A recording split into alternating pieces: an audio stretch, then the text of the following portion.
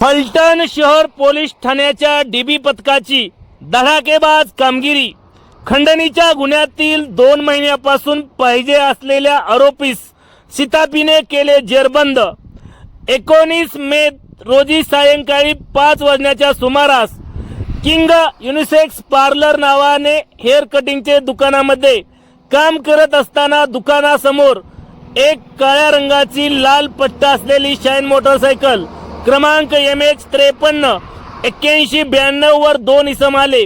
त्यांनी दुकानात घुसून आम्हाला शिवीगाळ केली। त्यातील पांढऱ्या रंगाचा शर्ट व जीन्स पॅन्ट असलेल्या इसमाने कमरेतून सुमारे 2 फुटाचे धारदार लोखंडी हत्यार बाहेर काढून दाखवून म्हणाला की मला अभिभाई म्हणतात, तू मला ओळखतोस का?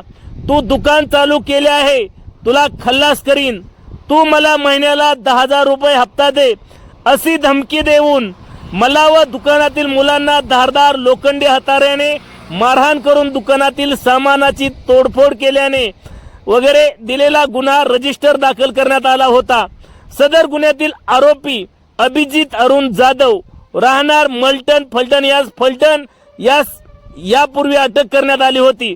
तसेच त्यातील दुसरा आरोपी हा गुन्हा घडल्यापासून फरार झाला होता।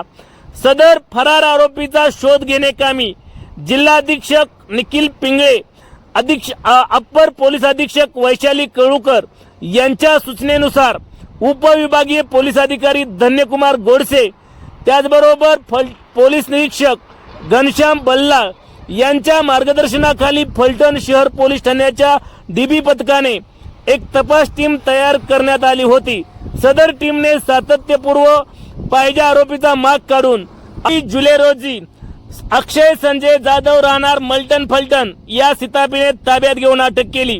सदरची कामगिरी अधीक्षक निखिल पिंगळे यांच्या सूचनेनुसार उपविभागीय पोलीस अधिकारी धन्यकुमार गोडसे, त्याचबरोबर पोलीस निरीक्षक घनश्याम बल्ला यांच्या मार्गदर्शनाखाली डीबी पथकाचे पोलीस हवालदार संतोष नाळे, पोलीस कॉन्स्टेबल जितेंद्र टिके, पोलीस कॉन्स्टेबल अतुल बडे यांनी या कारवाईमध्ये सहभाग घेतला।